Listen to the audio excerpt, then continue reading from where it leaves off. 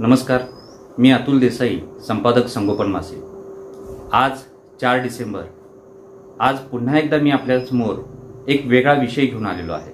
खरं तर आपल्याला सगळ्यांना कल्पना आहे की मागची 2 व्हिडिओज हे खूप चांगले हिट झालेले आहेत। या दोन्ही व्हिडिओंचा विषय जो होता तो अंगणवाडी सेविकांचा संप आणि त्या अनुषंगाने होता। आज देखील मी पुन्हा एकदा 4 डिसेंबर या दिवशी आपल्या समोर आलेलो आहे, कारण आज असं वाटत होतं की ज्या अंगणवाडी सेविकांच्या मागण्या आहेत त्याचं निवेदन अंगणवाडी सेविका आणि मदतनीस यांच्या संघटनांच्या माध्यमातून शासन आणि प्रशासनापर्यंत पोहोचवलेलं होतं। त्यामुळे अपेक्षा होती की कदाचित शासन प्रशासन संप सुरू होण्यापूर्वी त्यांच्या या सगळ्या मागण्यांचा विचार करेल आणि यातून काहीतरी मार्ग निघेल आणि हा संप कदाचित होणार नाही। मी मागच्या व्हिडिओच्या वेळेला अशा पद्धतीची एक आशंका व्यक्त केलेली होती की संप होईल की नाही माहिती नाही, कदाचित तडजोडी होऊ शकतात, कारण संप हा मागण्या मान्य करून घेण्यासाठीचा एक आयुध आहे आणि शासन प्रशासनाला काम करायचं असतं आणि त्यामुळं साहजिकच आहे की या संपातून मार्ग निघण्याची शक्यता असते। पण या सगळ्या विषयांच्या संदर्भामधल्या शंका आज संपलेल्या आहेत आणि आज संपाचा पहिला दिवस आहे। वास्तविक मला जे समजलेलं आहे त्यानुसार उत्तर महाराष्ट्रातल्या काही जिल्ह्यांमध्ये संप हा आज सुरू न होता अजून 1-2 दिवसानंतर सुरू होणार आहे। याची खरं तर अधिकृत माहिती माझ्यापर्यंत आलेली नाही, पण मला जे समजलं काही अंगणवाडी सेविकांनी तिथल्या आम्हाला जे सांगितलं की त्यांच्याकडे 7 डिसेंबर पासून संपाला सुरुवात होते। आता हे वेगवेगळ्या संघटना याच्यामध्ये असल्यामुळं आणि वेगवेगळ्या संघटनांच्या माध्यमातून मोर्चे निघाले, मोर्चाच्या माध्यमातून आपली मागण्या प्रशासनासमोर मांडल्या जात आहेत। या सगळ्या अनुषंगानं एकंदरीत हा संप कसा पुढे जातो आणि प्रशासन शासन कशा पद्धतीने त्याची दखल घेणार आहे, त्याच्या माध्यमातून कसा मार्ग निघणार आहे, हा सगळा विषय येत्या कालावधीमध्ये आपल्याला दिसून येणार आहे। त्याच्यावर देखील आपण लक्ष ठेवून आहोत। तर बघूया आजचा नेमका विषय काय आहे। तर अद्यापपर्यंत आपण संगोपनच्या या YouTube चॅनलला सबस्क्राईब केलं नसेल, सबस्क्राईब करा, लाईक करा, जास्तीत लोकांच्यापर्यंत शेअर करा। मी आपल्या सगळ्या अंगणवाडी ताई असतील, मदतनीस ताई असतील, या सगळ्यांचे धन्यवाद मानतो की गेल्या 2 व्हिडिओजमध्ये आपण खूप चांगला प्रतिसाद दिलेला आहे। हा व्हिडिओ देखील आपण शेवटपर्यंत नक्की बघा, जास्तीत लोकांच्यापर्यंत शेअर करा की ज्याच्यामुळे काहीतरी भूमिका आपण या माध्यमातून मांडतो आहोत की ह्या भूमिका तुमच्या संपाला सहाय्यभूत असू शकतात किंवा तुम्हाला भूमिका ठरवत असताना, तुमच्या मागण्यांना सपोर्ट करत असताना तुमच्या विचारांना सहाय्यभूत असू शकतात। त्यामुळं आम्ही ज्या भूमिका मांडतो आहोत या भूमिकांच्या वरती निश्चितच आपण लक्ष ठेवून असाल। आपल्या प्रतिक्रिया खाली कमेंट बॉक्समध्ये नक्की लिहा। आपल्या प्रतिक्रिया आमच्यासाठी खूप महत्त्वाच्या आहेत। आता एक महत्त्वाचा मुद्दा आहे की आपण लोकशाही देशामध्ये राहतो, आपली राज्यघटना ही आपल्यासाठी खूप महत्त्वाची आहे। त्यामुळे राज्यघटना लोकशाही या दोन्ही अनुषंगाने आपण ज्यावेळी विचार करतो त्यावेळेला आपल्याला मिळालेला एक मूलभूत अधिकार म्हणजे अभिव्यक्ती स्वातंत्र्य।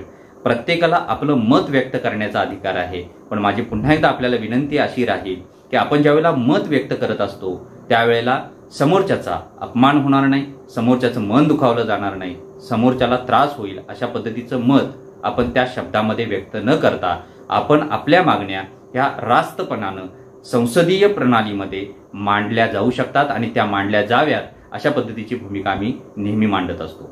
आता हा विषय मांडत असताना 2 मुद्द्यांच्या वरती लक्ष केंद्रित करायचं आहे आणि त्या विषयावरती आधारित हा व्हिडिओ आहे। त्यामुळे हा व्हिडिओ आपण शेवटपर्यंत नक्की बघा, लाईक करा, आपल्याला आवडलं तर नक्की लाईक करा। लाईक करायला तुम्ही मागं राहू नका, कारण याच्यासाठी कोणतेही चार्जेस नाहीत आणि जास्तीत लोकांच्यापर्यंत शेअर करायला देखील विसरू नका।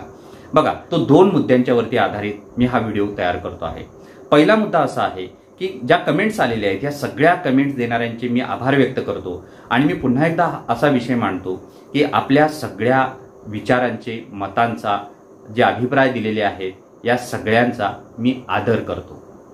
दुसरा महत्त्वाचा मुद्दा असा आहे की आपली मतं मांडत असताना, म्हणजे मी ज्यावेळेला एखादा विषय आपल्या या YouTube चॅनलच्या माध्यमातून मांडतो, संगोपन मासिकाच्या माध्यमातून मांडतो, त्यावेळेला आम्ही खालती कमेंट बॉक्समध्ये आपल्या प्रतिक्रिया लिहा म्हणून सांगतो। याचा अर्थ आपण माझ्या विचारांशी सहमत असणारीच मतं खाली कमेंट बॉक्समध्ये लिहिली पाहिजे असं बिलकुल नाही आहे। मागच्या व्हिडिओमध्ये आपण संपावर जात असताना अंगणवाडी सेविका मदतनीस संपावर चाललेल्या आहेत, संपावर गेल्यानंतर सुद्धा तो तुमचा अधिकार आहे हे मी मान्य केलेला आहे। संपावरून आल्यानंतर एक खूप महत्त्वाचा निर्णय जो प्रशासनाने घेतलेला आहे त्याच्यासाठी एकात्मिक बालविकास सेवा योजना आयुक्त माननीय रुबल अग्रवाल मॅडमचे मी आभार व्यक्त केलेले आहे, कारण आज सगळीकडे जो एक मोठा विषय आहे तो म्हणजे डिजिटलायझेशन. आणि या डिजिटलायझेशनमध्ये अल्पवयीन मुलांच्या मनावरती, भावनांवरती, विचारांवरती खूप मोठा प्रभाव पडतो आहे. त्या माध्यमातून मुलांना अनेक प्रकारच्या समस्या निर्माण होत आहेत. आणि म्हणून जगातल्या 65 देशांनी मान्य केलेला असा डिजिटल डिटॉक्स डे हा 10 डिसेंबर रोजी साजरा करायचा आहे. त्या दिवशी रविवार असल्यामुळे तो सोमवारी साजरा करावा अशा पद्धतीचे एक परिपत्र माननीय आयुक्त एकात्मिक बाल विकास सेवा योजना यांनी निर्गमित केलेला आहे. त्याच्यावर आधारित हा मागचा व्हिडिओ मी तयार केलेला होता आणि त्याच्यामध्ये खूप अंगणवाडी सेविकांनी याचं स्वागत केलेलं आहे. त्याबद्दल मी त्यांचे खूप खूप मनापासून आभार व्यक्त करतो. आता विषय असा आहे की तुमच्या संपानंतर कधीही हा दिवस साजरा करा, पण हा खूप महत्त्वाचा आहे. एका दिवसानं काय होतं अशा देखील प्रतिक्रिया आल्या, पण हा दिवस हा एक प्रतिकात्मक दिवस असतो की ज्या माध्यमातून आपण आपल्यामध्ये देखील बदल करण्याच्या प्रक्रियेला सुरुवात करतो. माझं मी तरी मागच्या व्हिडिओमध्ये देखील हे सांगितलेलं आहे की आपण व्यक्तिशा देखील एक दिवस, आठवड्यातला एक दिवस मोबाईल शिवाय राहण्याचा प्रयत्न केला पाहिजे. डिजिटल स्क्रीनपासून लांब राहण्याचा प्रयत्न केला पाहिजे. आपल्या स्क्रीन टाइम कमी करण्याचा प्रयत्न केला पाहिजे. हे आपल्या शरीरासाठी, मानसिकतेसाठी, भावनिकतेसाठी, वैचारिकतेसाठी सुद्धा महत्त्वाचं आहे. आता अंगणवाडी सेविकांना सुद्धा मोबाईलची कामं दिली जातात आणि दुसरीकडे तुम्ही सांगता की डिजिटल डिटॉक्स डे साजरा करा वगैरे अशा देखील प्रतिक्रिया आल्या. मी त्याचा देखील आदर करतो आणि मी हे नक्की सांगेन की प्रत्येकाला यापुढच्या आयुष्यामध्ये आपल्याला डिजिटल युगापासून लांब राहता येणार नाही, पण त्याचा टाइम कसा कमी करता येईल, स्क्रीन टाइम कसा कमी करता येईल या दृष्टीने आपण सकारात्मक विचार करण्याची आवश्यकता आहे. हा मुद्दा आहे. दुसरी एक प्रतिक्रिया मला याच्यामध्ये खूप चांगली आली. खरं तर त्याच्यावरती विचार करण्याची आवश्यकता आहे, फक्त माझं मत थोडंसं डिफर करणार आहे, थोडंसं वेगळं आहे. ती प्रतिक्रिया अशी होती की आम्ही अंगणवाडी सेविकांची कामं ही कमी करण्याचा प्रयत्न करतोय आणि ही कामं वाढवण्याचा प्रकार आहे. आणि दुसरीकडे त्याच कमेंटमध्ये असं म्हणालेलं होतं की मानधन एक तर कामं कमी झाली पाहिजेत, निम्म्यावर आली पाहिजेत आणि मानधन मात्र डबल झालं पाहिजे किंवा त्याचा मोबदला वाढला पाहिजे. यामध्ये मला असं वाटतं की मी ज्या अंगणवाडी सेविकांना ओळखतो किंवा ज्या अंगणवाडी सेविका म्हणून ज्या काम करणाऱ्या महिला आहेत ह्या खूप सक्षम आहेत. मला त्यांच्याबद्दल खूप आदर आहे आणि मी यापूर्वीचे जे व्हिडिओज केलेले आहेत त्याच्यामध्ये मी माझ्या भूमिका मांडलेल्या आहेत आणि त्यामुळे अंगणवाडी सेविकांना याबद्दल कोणतंही दुमत असेल असं मला वाटत नाही. तर मला असं वाटतं की अंगणवाडी सेविकांना त्यांचं काम करण्यामध्ये कुठलीही कमतरता वाटत नाही. इवन दो मला असं वाटतं की अंगणवाडी सेविका ह्या त्यांचं काम निष्ठेनं आणि सक्षमपणानं काम करत आहेत.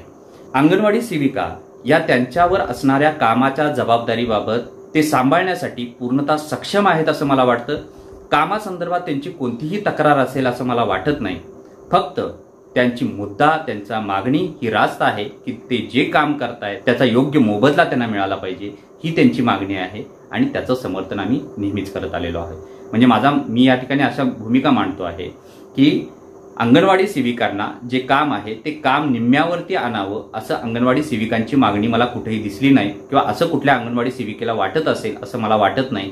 कारण ते त्यांच्यावरती सोपवलेली जबाबदारी सांभाळण्यासाठी पूर्णतः सक्षम आहेत असं माझं मत आहे. आणि मला वाटतं की या संदर्भामध्ये जर अंगणवाडी सेविकांचं काही वेगळं मत असेल तर त्यांनी खाली कमेंट बॉक्समध्ये नक्की लिहायला हरकत नाही.